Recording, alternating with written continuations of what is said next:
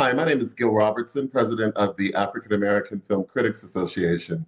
Today, we're thrilled to be talking to the cast members of the popular Amazon Prime series Cross, Juanita Jennings and Johnny Ray Gill. We're going to kick things off by introducing you to the AAFCA members on the call today, starting with Sam Leggett in Washington, D.C., Nancy Green in Los Angeles, Karan Nawab Kelly in Charlottesville, Virginia, Dennis Freeman in Charlotte, Virginia, Dana Abercrombie in New York, New York, Derek Dunn in Washington, D.C., Michael Sorrell in Washington, D.C., Jill Monroe in L.A., Tamara J. in New Jersey, and Jasmine, you're last because I can't remember what city you're from. Where do you live? Tampa, Florida. In Tampa, Florida. I'm going to let you guys do what you do so well, and I'll see you on the other side.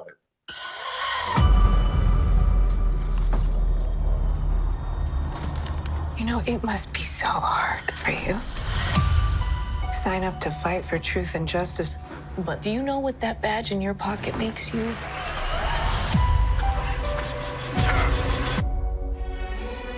In this job, some days you are the difference. Don't you know no one alive can always There he is. be an angel? Detective Alex Cross, MPD's resident When genius. everything goes wrong, you see somebody. Are you familiar with Lance Duran, Crestbrook Industries? We will end world hunger forever. Someone's trying to kill him. This will be a joint investigation with the FBI. So we're partners. What was in the box? My position, you're gonna make enemies along the way. Someone's out for revenge. Not the first time something like that went down. You know exactly where to cut. There's someone who's done it before. Stop. Zoom in. Who is she? Our manhunt is now a woman hunt. This killer doesn't make mistakes. Everybody makes mistakes sooner or later. We just need to find the right button and press it. Well, let's go press some buttons. There has to be an order, a plan. The fingers are the key. Uncontrollable rage. What you got, sugar? She's killing everyone on that list. Oh, Lord, please don't let me be misunderstood. And then sometimes again it seems that all With an active serial killer on the loose, don't you have a responsibility to tell the public? Alex, it's a bad system. But can I stop it? You can pretend that you're one of the good guys. How long did you know? I'm sorry, man. That is a dangerous miscalculation. This could end my career. It's me against the whole world at this point. What happens next is up to you. Alex Cross on the call!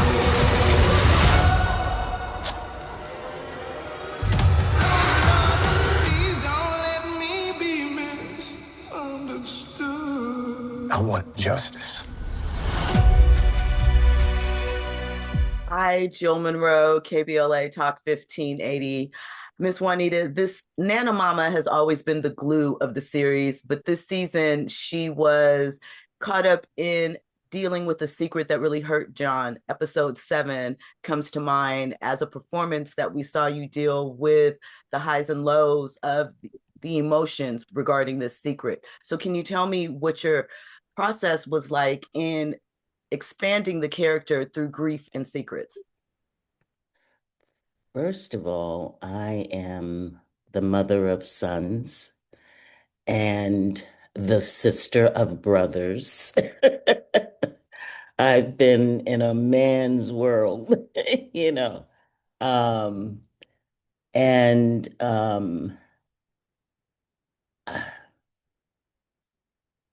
it speaks to me, this piece, number one. I'm happy to see two Black men, friends, true brothers, and not, what we see all the time with a gun in your hand and, hey, I'll shoot you, and blah, blah, blah, blah. The men in this piece are the men that I know in my life. And it was refreshing, very refreshing to see. And I'm also of the age where, I'm losing people,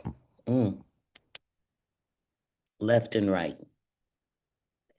And my elder brother passed a while ago, actually 2013, I think it was, and it was just a months before my mother, who was a single mother, who worked very hard to raise us, to help us figure out and establish what our dreams are, and pushed us through. But what I remember most about the process as well is my mother was a kind person, and her thing was, to whom much is given, much is expected. You get, you give back. You get, you give back, period. And there's another story that I remember in particular, being a little girl walking with my mom down the street and someone stopping her and going, "Oh, what a cute little girl." And my mother said, "Mm-hmm, she's all right. Pretty is as pretty does." And that stands, I mean, whew, I hear it. And our purpose in life, I believe, is to love and serve others in whatever way you can with whatever you're given. And we're not one-trick ponies. God gives us many gifts. Sometimes it takes a while to discover them, but in the process, hey, love is up front because you don't know if the next hour is going to be yours. So I really related to that character. Um, I I love her and I love these men and this piece. I love them. And I don't think that Black men get the credit they deserve. They're always pushing us as women forward and they want to talk about the blah, blah, blah, blah. Yeah, but Black men are kings. And I love exploring that through this piece. Thank you so much. How's it going all? Derek Dunn, Reviews and Done. A quick question for Mr. Gill. I'm a longtime fan of the character of Alex Cross, and while I respect what Ben Watkins does by having original stories, if you read the books, is there one book you would love to see in a future season? No, our everything that we're doing is um a specific is inspired by that folklore, inspired by those books. And so we have our own iteration on Amazon. So my focus has been to pay homage to that iteration with uh the secret sauce of James Patterson's world behind it. So yeah, I'm focused on that, but no particular book that I would say we need to do that one. Hi, Nancy Green.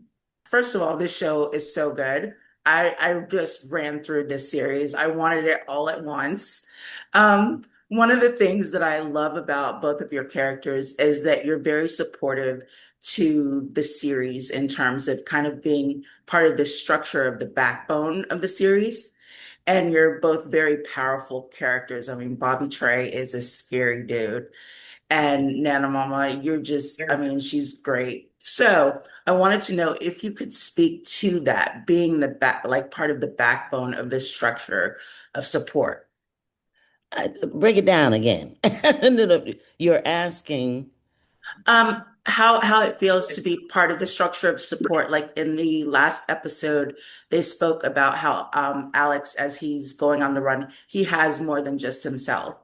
He has support. So not only Alex, but Kayla, all of the show, you guys are part of that structure.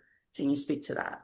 I mean, I can handle that. I mean, as an actor, I think as an actor, we're a really great cohesive unit. We're a community. It feels like being a part of a theater collective, in my opinion, as we work on the project led by Ben Watkins and led by Aldis beautifully. as a character exploration, Bobby Tray's not worried about being a backbone to nobody. That's not my goal.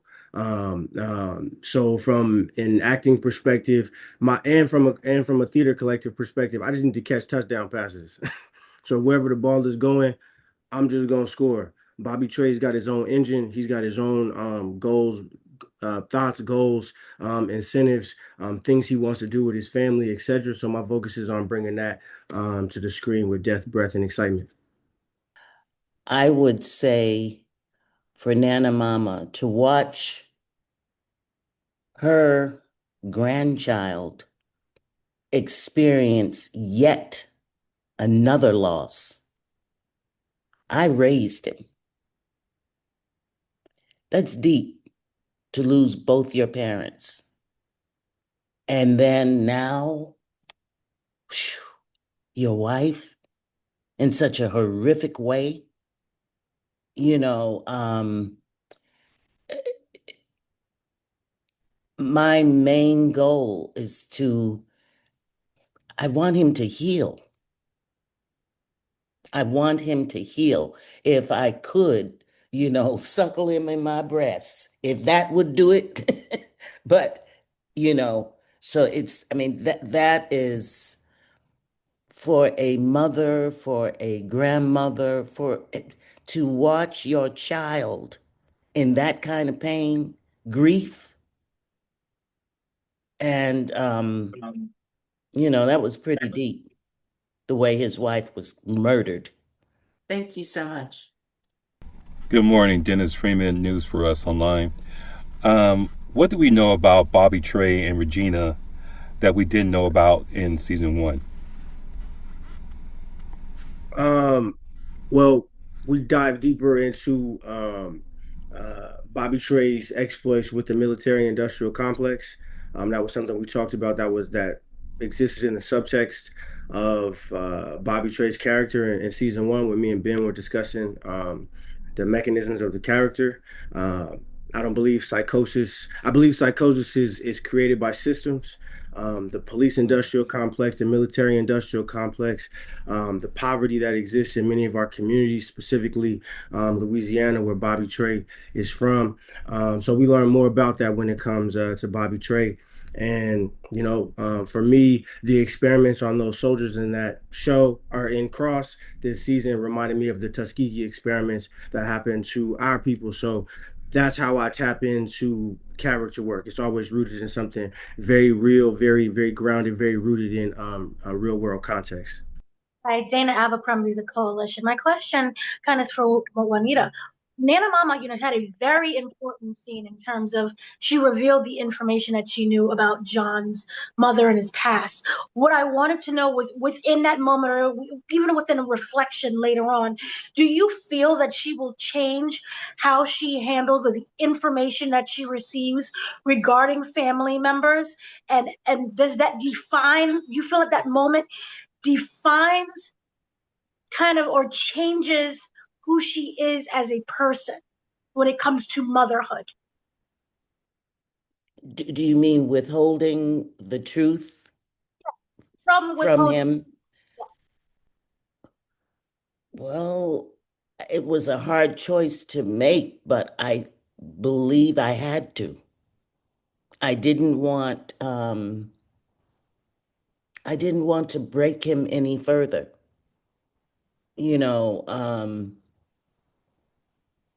To have, to feel like you were just left behind. That your mother didn't care about you. It's deep. So I think I'm constantly in protective mode. That's kind of, it's like, wow, is this what I'm here for? you know, it's like one after the other, but that's okay. That's okay. You know, because I didn't want to leave him to the streets. I did not want, I know what's out there. So that's pretty, it's a passion. And I love him as much as I love my own grandson. I love him. He's not blood, but he is. Hello, this is Karan Lanois Kelly from Karanism.com and Love Music Pleasure. And I want to preface my question for Johnny because your portrayal of Bobby Trey took me way back into my childhood. So many men I knew who lived like this, who loved like this, who hated like this, who killed like this. It was so real. I want to thank you for your performance. Thank But you my very much. question is for you, Mrs. Jennings. The power dynamic shifted in season 2 to narratives about women who weren't nice, who were not apologetic, who did not apologize for how they lived or the choices they made. Kayla made me mad, but still, was this narrative to the shift of the empowerment of women in this season intentional, or was it just simply strong writing? I would say it's a combination of it's a combination of both. The writers are that writing room is, and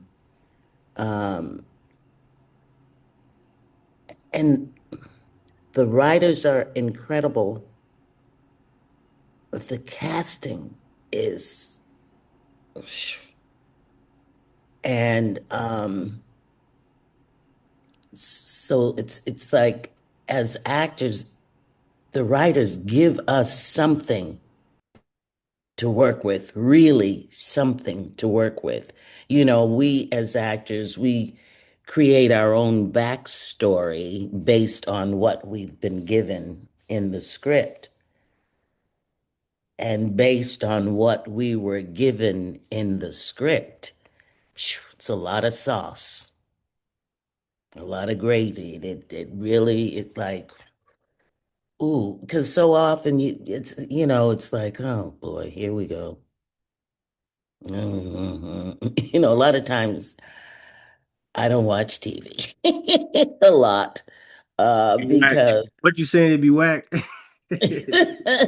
you know a lot of times it's just really disappointing. It's like, oh, come on, been there, done the book. Can we lift things a little? And what I really like about this piece is that I don't want to be insulting to Black writers, but a lot of times there's something called ageism, which is just as deadly as racism. And I find that a lot of times Black writers, young Black writers, don't include us. And then I see, on the other hand, with the other white writers, there's actors working who are old enough to be my mother and father, who are headlining and doing, so this was refreshing because very often I'm like, oh boy, here we go. Shut it off, move on. I can't. This is boring. Would you give me some layers? So really, as an actor, this was a dream. It gave you something to work with. I don't know if I answered. Did You I? Yeah. absolutely did, and I thank you for that because Nana Mama is my friend, and I think now you are too. And Johnny Ray Gill, I did not forget about you. Thank you so much Oh, for your performance as well. thank you very much. I appreciate you. Hi, I'm Michael Solo from Washington, D.C. Working on Cross Season 2 requires tapping into themes of resilience, morality, and emotional endurance. And again, specifying on the writing, I think, again, using also Black characters, again, writing our experience of how we deal with resilience, how we deal with emotional endurance, again, in our own culture, I think is very powerful. And me and my wife watching this show was just, again, we were just glued to the screen. How have your own life experiences shaped the way you navigate those themes within your own performance? Um, I'll say history. History is very important to me. Truth is very important to me. I think, even to piggyback on what Miss Juanita was just saying, I think as a Black Hollywood community, speaking specifically about Black Americans, like too many of our stories are rooted in capitalism and materialism and telling the stories that Hollywood says we should tell. When I watch Guillermo del Toro, when I watch director Bong from Korea, Parasite's about capitalism. That's not a movie you make in an algorithm for a specific studio. That's an artist having something to say and not wanting to just explore South Korean culture or what it means to be Asian or etc. He's exploring what the truth is, which is why those people are their bathroom and their living room is in the same place. And that's what's happening here in the United States, in Mississippi, in Louisiana, in Arkansas, etc., etc., etc. So for me, that's what I'm focused on. I'm not focused on narrative building. I'm focusing on truth. And there is a truth to so much of Cross. For example, in the season finale, I hope all of y'all seen it, but Aldous and Cross are wrestling with a very real, a very truthful paradox. Two things that don't go together. He is a police officer and also is a good man. The system is horrible and is destroying our communities, yet he finds himself in it. That is a real conundrum. So when Miss Juanita is talking about these things are not evident in our work, that's what she's talking about. You know what I mean? I believe that's what she's talking about. That's what I'm talking about. You know what I mean? I want to see us represented, and not just represented just to have a black face on TV. I mean, when I watched Succession, I wasn't mad there wasn't no black people on Succession because at those levers of power, what Rupert Murdoch and them are doing, ain't too many of us up there. You know what I'm saying? I don't want someone up there to then misrepresent the harm that's being caused by a specific type of person. You see what I'm saying? So for me, I'm always interested in the truth, and I'm happy to be working with a writing team and with a showrunner that is interested in allowing black people to tell the truth, not just our truth or the woman's truth or the white truth. This is one truth. If you hop off a building, gravity, you gonna hit the ground. You know what I mean? The earth ain't flat, it's round. The Aztecs knew it, the Egyptians knew it, the Dohemians knew it. And so we have too much, in my opinion, narrative building and narrative focus, which is always tied to disconnection and capitalism and materialism. And I think we need more truth telling in the vein of Toni Morrison. You feel me? So that's what I'm focused on as an actor and as a performer, and what I'm thrilled that Cross taps into. Hello, my name is Jasmine Stevens from the Was It Good Though podcast. Johnny, this question is for you. This season, we really were able to peel back layers of Bobby Trey than we didn't see in season one, specifically the intense interrogation scene. What message were you hoping viewers would take away from that moment? Um, that I'll say again, psychosis is created by systems. And a lot of times when we speak about uh, mental health or psychosis and things like that, it's this something happened when I was it's very convenient. Something happened when I was a child. This thing my dad did, or this thing, when we discount what poverty did to our communities, we discount what the psychosis of big business does to our communities. We just call it business. When we pollute a waterway and then sell it back to the community polluted, we don't call that psychosis, we call that business. You see what I'm saying? So when we chop down the rainforest and then sell lumber that we don't need because we already have enough, that's psychosis. You understand what I mean? So for me, I just wanted to, just like I do with every character, want to tell the truth, and whatever the audience brings from that, that's blessed. And yeah, that's how I approach it. And even in season one, people can feel it. Like when you watch work, you know when something's not a two-dimensional or one-dimensional portrayal, when there's other things going on beneath the surface. So season two just allowed us to continue to build on that. Just like I said about Alex Cross, you can see the tension in who he is as a man and the system that he's working for in season one. You even see it in Isaiah or in Samson's character, right? Well, one of the big reasons I wanted to sign on to the show is a scene in season one where they're having that dinner scene, and it's the first time I've ever heard the term peace officers ever on television.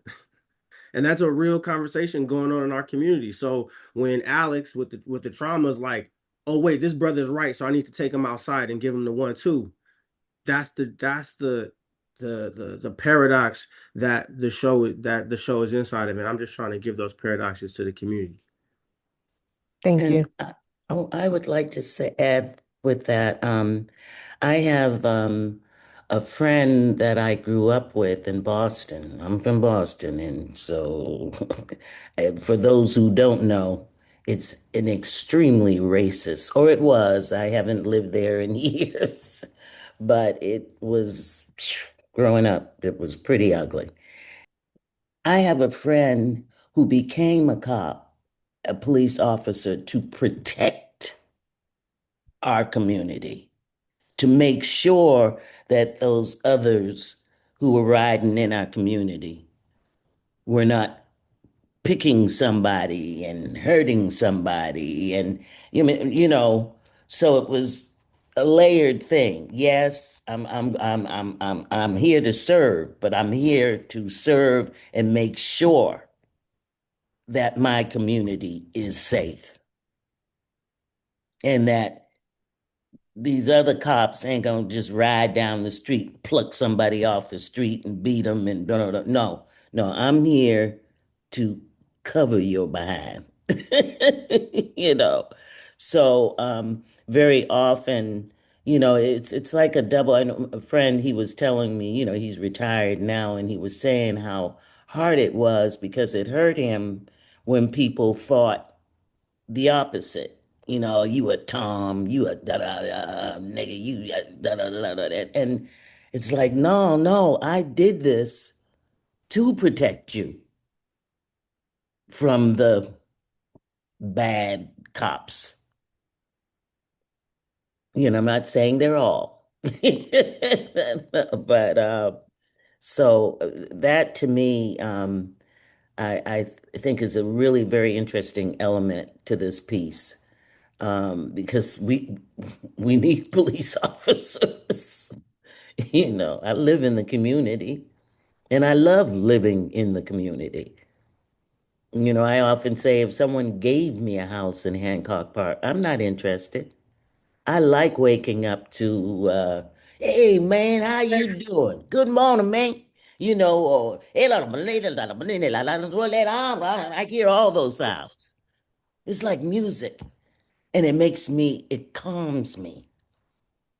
It does the opposite. I would not, like I said, if someone gave me a place, I would not want to have to worry about the men in my life putting a key in their own lock because somebody called them to, and get shot in the back.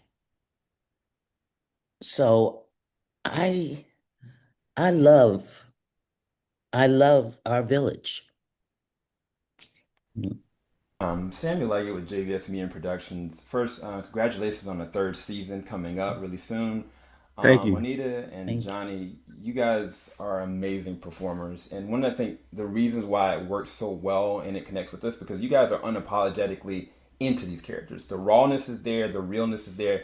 It connects with us. But I think that both characters are very multi-layered. Like, I think that with Bobby, his vulnerability is way more open in the second season, which is amazing. But for Nana Mama, she's the cornerstone. But even more than that, she had to make a choice for the soul of her grandson. Can you guys talk as performers of the vulnerability side, what that actually takes, and how you felt like a catharsis in doing it through your character performances? I think from a skills perspective, it takes training. I know that. I can say shout out to the theater for being a part of my training ground. a place not many people are from our community right now, which is unfortunate. But that's, I think, yeah, from a skill perspective, the theater. Shout out my drama school, UCSD, La Jolla Playhouse, we outside, Temple in Philly. But outside of that, to me, I connect with vulnerability. Also, too, like, let me just say this: I don't approach characters from like happy, sad, angry, like these only two sides, unvulnerable, not vulnerable. It's all rolled in kind of together, good brother. You feel me? Like the scene, the scene in season one where I'm, unfortunately choking that woman. That's also a part of vulnerability because I understand how like vile it is to murder someone. Like I understand, like, and I think a lot of times on TV we don't we play with it. Like Rambo will slide across the top of a truck and do it like 360, and he'll shoot three people. But what you don't know is that in real life, when the police do that or the military do that, it's like 16 people that got hit in the houses. They don't show you. You see what I'm saying? So I'm trying to connect the violence in that way. In the same way, when I watch the opening of Saving Private Ryan, I don't want to go to war because I understand what it is. You feel me? So taking that to season two and some of the stuff that happened uh, with the military industrial complex and with the soldiers and things like that. Like I said, man, it's just peeling back and just exploring the depth and breadth of what it means to be a person in this wild American wilderness, as I call it, and just trying to tell the truth. I know the truth sounds cliche. I know it sounds like an easy answer, but I don't think it is because we're so far away from education. We're so far away from some of these things that misrepresentations feel honest when they're when in my opinion they're not. So I connect to the vulnerability by just digging into history and having my arms wrapped around the roots of the Black experience and the American experience. You feel me? Because an imagination is only as useful as the information you've given it. Tamara J. for Noir Online. My question is to you both, Johnny Ray Gill and Miss Juanita Jennings. What do you personally believe is the most important message of the season for your audience, for viewers? Sorry. Shoot, I got one. The final the final part of the final part of the season. When he says Cross character says, "You asked me what it means. You asked me what it means to be a hero and to define for myself what it means to be a hero." And I think that definition does not exist in this place. That's a cold reference. That's like if Sherlock Holmes said he wants to quit, man, because he understands what's happening systematically. We understand that this dude, with all his malfeasance and burying young people under cornfields and ripping off communities uh, abroad and in our own country, this person was going to get away and we was going to put in jail this Latino woman. Oh wait, now the FBI is coming after me, the people that were supposed to be my friends. So I think for me, the biggest message of the season is is us as a community, us as communities being in conversation with systems, because these same systematic oppressive forces existed in 2020, existed in 2015. It's just now it seems really relevant because of who's in the White House, but these things have been happening. You feel me? So I think our conversation with systems and our participation in us making decisions and or demands about how we're going to participate in that system and or change it. And also what surprised me as we went along was the relationship between the two women, the friendship. Boy, I didn't see it coming. So you saw it unfolded before your eyes as I became aware of who she really was. And I think that's important too. You know, as a mother, I would say to my sons, to my young, I have a lot of daughters who aren't from from my womb, but I would say be careful who you share what with. Keep your eyes open. Make your family your priority. But be careful. Don't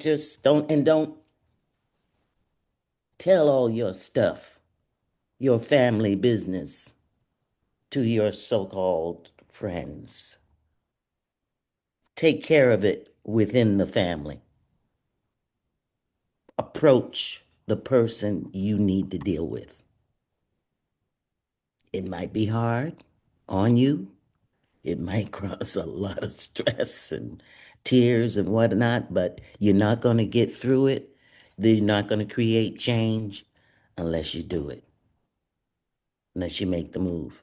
But I was just shocked when that person, that so-called friend, ended up being who she was. That just it got me. Thank you both so much. Thank you, Asante Thank Sam. you. Hi, Jill. My question is for you, Johnny. Bobby Trey is the type of character that shifts the energy in every scene that he jumps into. And as you mentioned, we've discussed peeling back his layers for this season. When you have a character like that, that in season one was an energy shifter, explosive, and you get to dive down into him in season two, what was your North Star that you kind of used as a guide to evolve him as a character?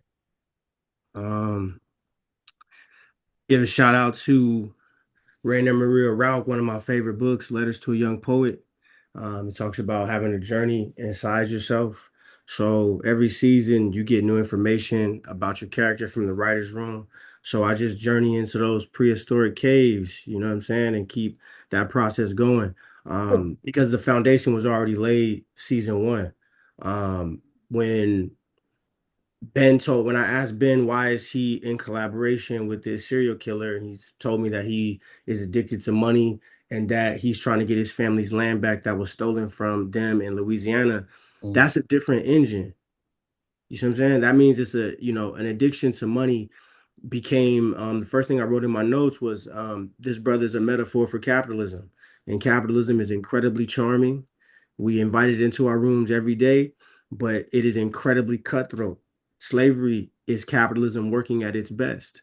Child labor is capitalism working at its best. So those two things, I never created a character from a metaphor specifically before, but those two things needed to exist in the same room. The fact that this brother will kill you in the same way that a company will kill a whole bunch of people and then plant evidence on them. No problem. That's easy. That's easy money. So that kind of violence, that kind of visceralness, right? It's almost like when you see demons and the devil, your fingers curl a different kind of way. That has to exist at the exact same time of how beautiful the commercial for said company would be during the Super Bowl. And they gonna make sure the colors, they gonna put some black people in it, and they gonna say, I'm loving it. People gonna be dancing and doing all this other kind of stuff. So that to me was the juxtaposition, right? Those two things, but again, always rooted in always rooted in history, always rooted in an exploration of the unseen. So yeah. Thank you. Derek Dunn reviews and done. Just a quick question from Miss Juanita. Ma'am, what was the process building chemistry with young talents to play your grandchildren on the show? Oh, oh, ooh, that was natural because I say I have my oldest grandchild is 4 going on 50 in September. She and then my grandson will be 2 on the 21st. And my granddaughter was born around my birthday. Our grandson is born around my husband's birthday. And but couldn't wait to be a grandmother. And it was just so the kid, the actors, the young actors, I fell in love with them immediately. Um, and it was weird because uh let me see, at that point when we shot the pilot, my little one was little, and the baby wasn't born yet. So it was, but who doesn't want to be a grandmother? It was just, and I guess often I feel protective of the kids on the set, you know. Um, uh, but it was easy. It was easy. It was really easy, and they kind of took care of the slack. I was away from my family. We were in Canada. So I was FaceTiming with them when I could. But I kept saying, oh God, I hope they don't forget who I am.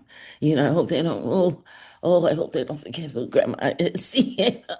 So um it was pretty. There wasn't no acting going on. I think I inherited. They were my grands too. You know, that was pretty easy. Yeah. Thank you, ma'am.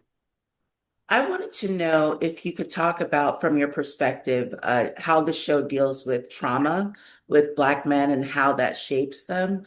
Particularly this season, we see that a lot with both Samson and with Bobby Trey, and I was very surprised to see that. So can you talk about that? I think it's a beautiful thing.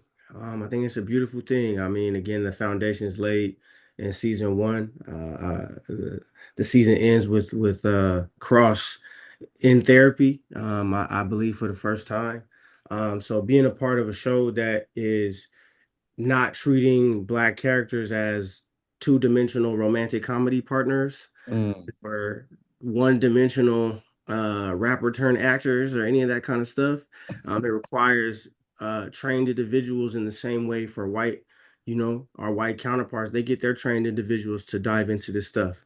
So big shout out to Al and Ben and Isaiah and everybody for um, treating Black men more than just products, treating us as human beings that deserve love and empathy and understanding, etc. So I think that comes from a writing thing, but then also, the actors on the show can't be afraid to go there, and folks haven't been afraid to go there. So it's been a beautiful thing to witness.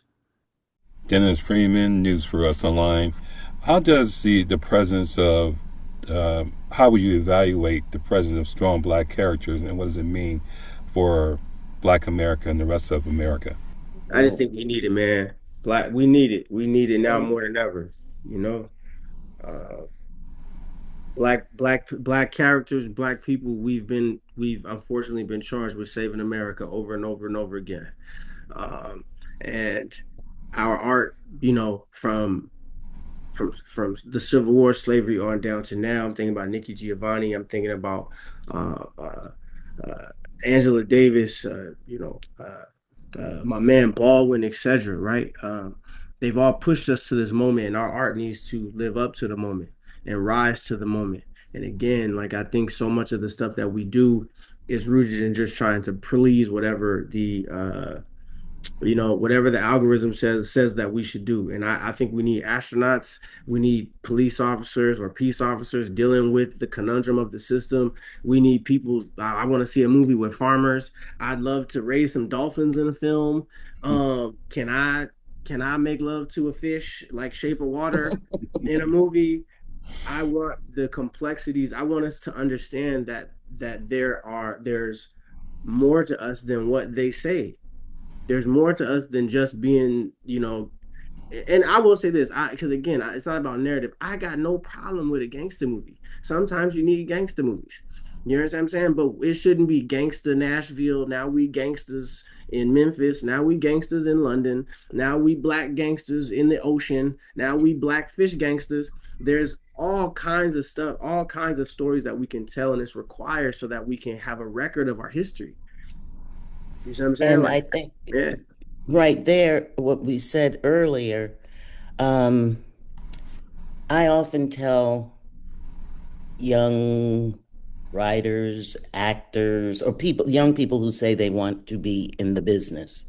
Number one, God gives you the gift. It is up to you to cultivate it, which is what Johnny's talking about. Study. You know, I did a lot of theater from Boston to New York to here, you know, and people, oh, there's no theater in LA. I say, that's a lie. There's a lot of theater. And that's our gym. Yeah. That's where you get to work out that muscle for all of the mediums. And, you know, it's important, you know, to spend the time to learn your craft. You know, I don't want to, I don't want to watch a soap opera. I want it to go beyond. Let's write about feelings, about the whole thing, even that we were talking about therapy.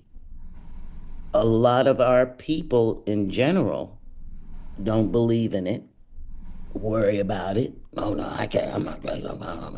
But you know, male and female need to understand that you know, there's help there for you to work things out. And so I really love that element of this piece. They said, hey, you having a problem? Step outside yourself, get some help.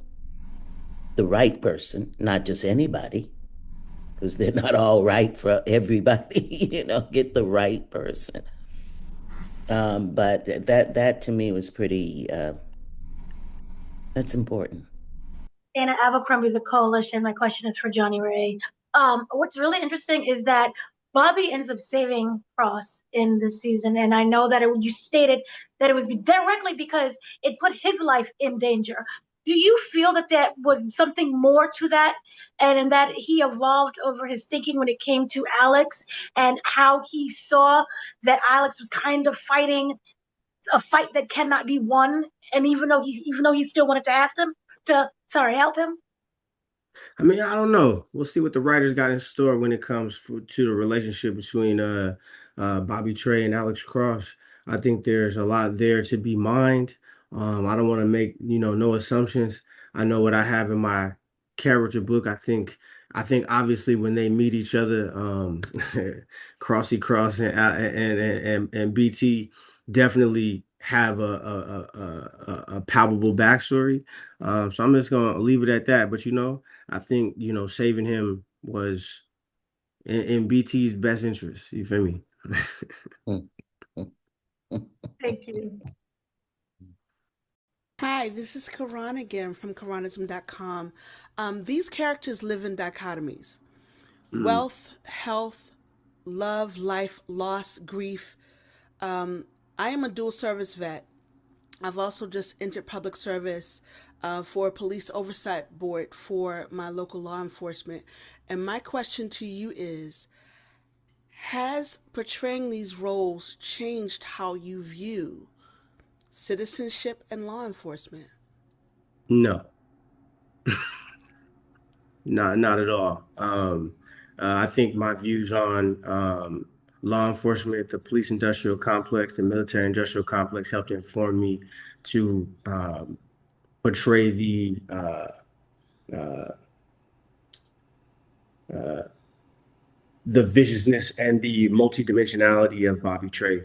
Um, yeah, I think also, and I like I said, I appreciate Cross for our Ben Watkins and the whole team on Cross for allowing us to get at those juxtapositions, because 99% of the time that's not what we're doing on TV. 99% of the time on TV is propaganda. There's no critical analysis of what's transpiring.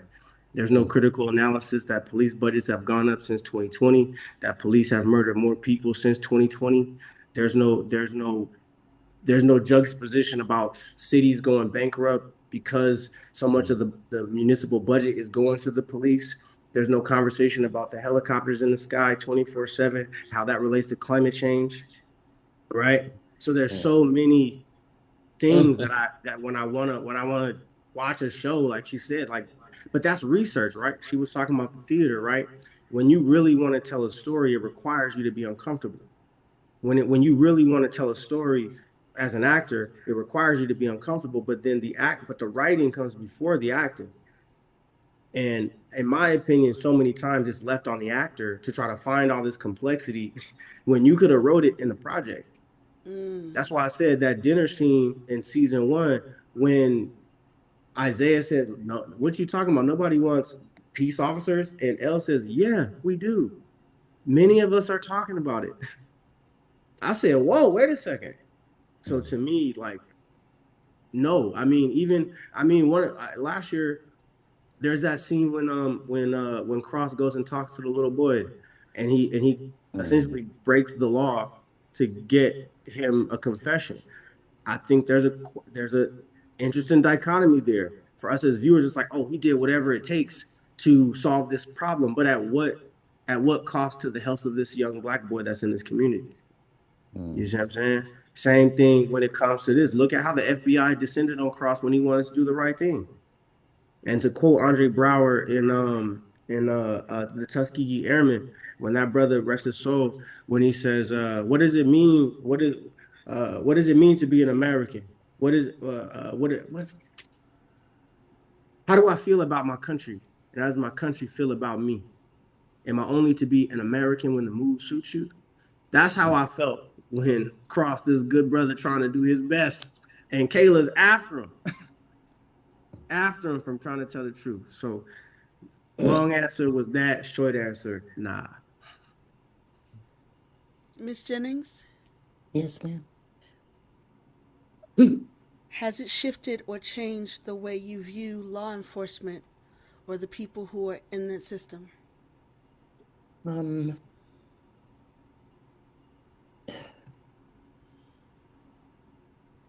No, because like I said, I know a couple of people who went into it. And their reasoning was to protect us. And yes, I know that there are people who are jerks and, in it for the wrong reasons, such as people in this business in it for the wrong reasons. But, the majority of us are in this, I'm speaking for myself, to be true artists. And then in that realm, in terms of police officer, detective, protecting, it varies. But I would say that the majority of them, you're putting your life on the line. You don't know when you leave in the morning or the evening for your shift if you're going to come back. And not everybody can do that. I know. So, yeah, it's complex. Life is complex. Not everybody's a doctor for the right reason, but then there are some who are. A lot who are, I hope. Thank you for being just as complex and to lead us to think differently and deeper into all of these things. Thank you. Thank you. Mrs. Jennings and Johnny Ray, thank you so much for your time today. On behalf of the world's largest group of Black film and TV critics, we thank you for joining us for this edition of AAFCA Roundtables. Have a great day. Thank you. Well, Y'all keep being amazing. I'm telling you, so much. I'm proud of you all. Thank you. Yeah. Thank you. Keep shining. Have a good 2026. We outside. Absolutely. We all the way Congratulations. outside.